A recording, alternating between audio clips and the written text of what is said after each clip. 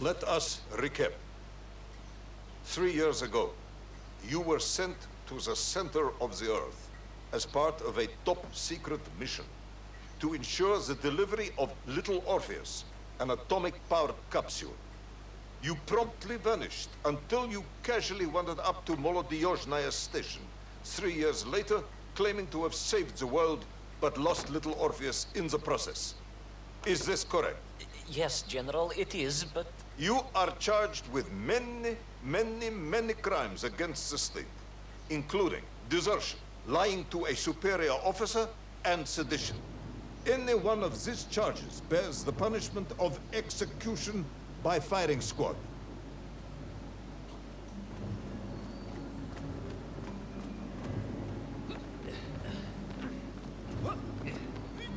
General, you must be reasonable.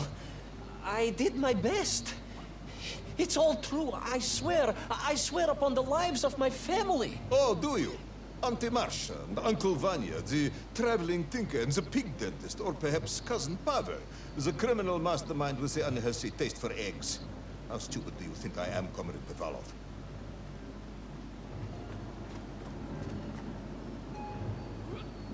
Sudayu, it is all true. Maybe your toy maker, or was it watchmaker, Father, who apparently taught you all he knew, despite being killed when you were less than 5 years old. I was a fast learner?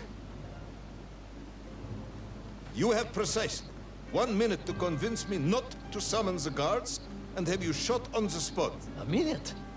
A lifetime. It's all I need, General.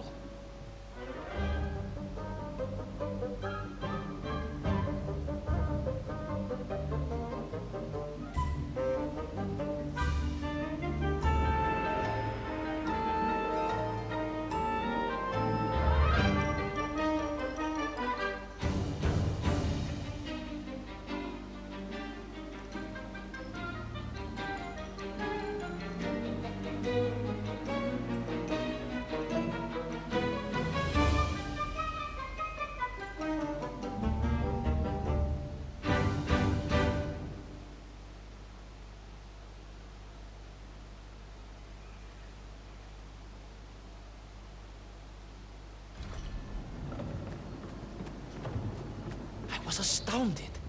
My father, I told you, I think I told you, he was a toy maker, and he often played with clockwork parts. Tavarish. But this made all those childhood wonders pale into insignificance. And it was fortunate indeed that my uncle... Vanya, the pig dentist? No, my other uncle, Sasha, had taken me mountaineering in the Urals during my childhood, for it was only by scaling these giant mechanical parts that I would reach Little Orpheus. Yes, I had been thinking that it seems awfully convenient that you were such an accomplished climber. I don't, however, recall any mention of this Uncle Sasha in your file. He was a very private He was man. a very unlikely man. That was Uncle Sasha's blessing and his curse.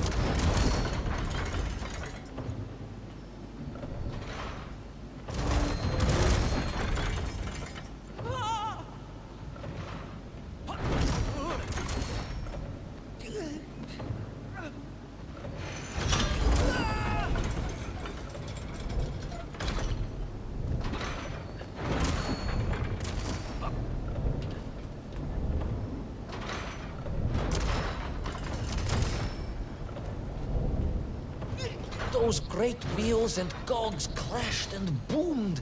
The vast hands of all time crunching forever and ever around. Ivan Ivanovich. Pendulums and springs and great big wheels and tiny little wheels. Товарищ Privalov, stop! Though at least the Menkv were not here, especially as they seemed to infest the world below the surface. Menkv everywhere. Menkv. Many Menkv. Menkv aplenty. Menkv. You're babbling, comrade. Enough.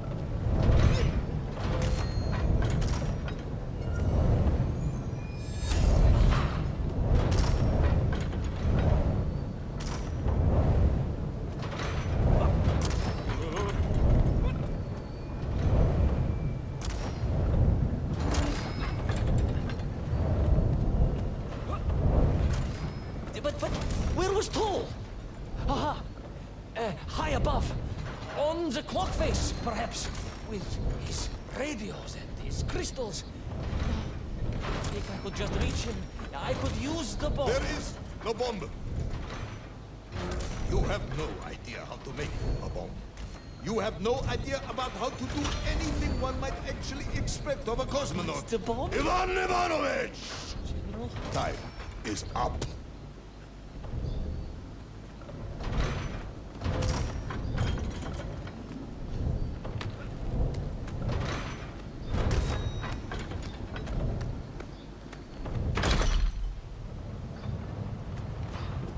Stop talking, Tavarish.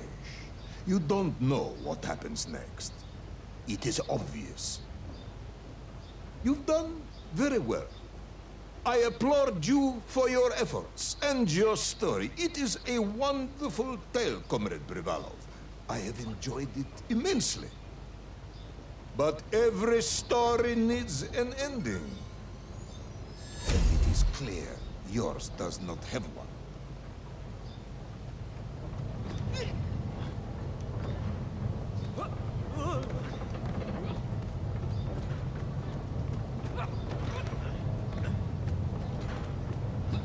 Need more time. I think that even if I gave you all the time in the world, it would not be enough. No, General. I can do this. That is, I remember what happens next. I just need to catch my breath and compose myself. We both know how this story ends, comrade. But little Orpheus, you haven't heard what happened. We will find out soon enough. You will be executed, and another expedition will be sent. No, you cannot. You cannot. We must never go back. You don't understand.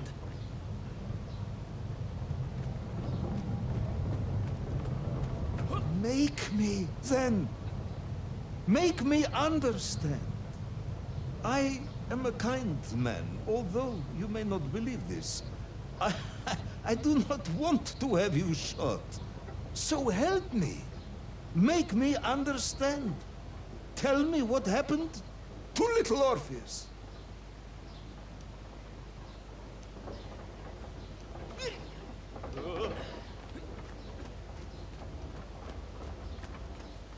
It was... Ivan Ivanovich? It was...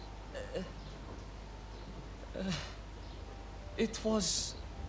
No. I'm sorry, General. I'm sorry, I have no idea. You are right. I simply cannot think what happened next. It's just... a blank, General. There's nothing there. I am very tired, you see. Comrade Privanov. Ivan. You're right. It's over, General. Perhaps you would be so kind as to write to my mother for me. Of course I will. You are a kind man, as you have said. And, General... Yes, Ivan. Was it a good story? Oh, yes. It was an excellent story. Thank you, General. I'm just sorry I couldn't give you an ending. Unless... General? Quiet, Tovarish. I am thinking. Unless... I seem to remember that there were many problems with little Orpheus during production. General? Problems with the casing around the atomic battery. Concerns. Concerns, General? Yes, concerns. Unlikely though that might be. Yeah, it seems if I remember that it failed to secure properly. A sharp blow could spring the hatch and expose the fragile casing of the bomb to any would-be vandal. I'm not sure I follow. A resourceful yet forgetful hero might, one would think, take advantage of that fact. But how, General? Where would I find something to strike it with? The son of a watchmaker would easily find something within a giant clock mechanism that resembled a hammer, surely. A hammer? Why, yes, General. I do remember now. I grasped the hammer-shaped thingamabob. Let's just agree it was a hammer, Ivan. Yes, of course. Let's do that. I recovered my senses, shook my head, and looked about me. In my distracted stupor, I had climbed further up the tower than I ever thought possible. In front of me was the clock face, and I gazed out through it at the sheer expanse of history. And I knew whatever happened next... happened next? The hand of destiny had fallen upon your shoulder. Yes! It had. And what an extraordinary hand it was.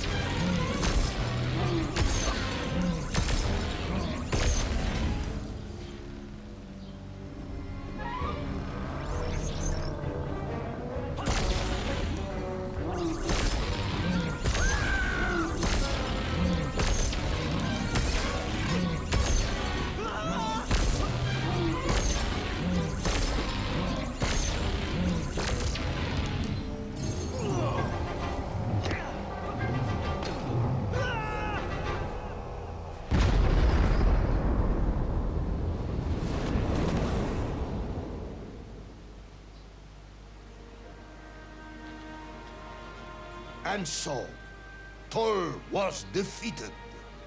Little Orpheus destroyed, the bomb lost forever. Not just that, General. In that moment, time sprung back to its proper shape, and I found myself once more in Plutonia, as the start of my journey. But the wound in the interior sky was gone. The drill was gone. It was as if I had never been here. And they were Menkv, free and happy, without the tyranny of Toll, free to pursue their simple lives. But we can never go back? Never, General. One drill, one metal sphere, one lone cosmonaut was nearly enough to destroy time and unleash the tyrant Toll upon our world. Who would think an innocuous beeping radio housed in a ball of metal could change the world so dramatically? Who indeed? But tell me, what of you? And what of your return to the surface? I stayed amongst the Menkv for as long as I could. But I came to realize they had begun to worship me as a king. No, General. I am a good socialist and could not allow this workers' paradise to become corrupted. And so I left that wonderful land for the last time. And then? And then I walked. For 2 years I wandered, always looking for a way home, through lands and worlds almost beyond imagination. Until one day I emerged, blinking into sunlight, and realized I was home. Until one day I emerged, just like that? You just found your way back to the surface? Well, General, it was a little more complicated than that. There were great obstacles to overcome, and terrible challenges to face, and incredible lands to explore. Enough, Ivan. Little Orpheus is lost forever. The interior is sealed. You have returned with a story of socialism, triumphing over incredible odds. It is, as I said, enough for one night. Enough for my report, at least. General, if I may... Comrade Ivan Ivanovich Privalov, you are found guilty of all charges brought against you and sentenced to execution by firing squad. However, having listened to your story, I believe you are quite mad. In other words, I find your madness guilty, not you. And we cannot execute madness. And indeed, there are lessons to be learned, even in the depths of this madness. Perhaps the Americans were right to send the chimp after all. So, General? Get out of my sight, Ivan. Go home. Enjoy a state pension as a madman. Just make sure I never see you again. Yes, General. Of course, General. Anything you say.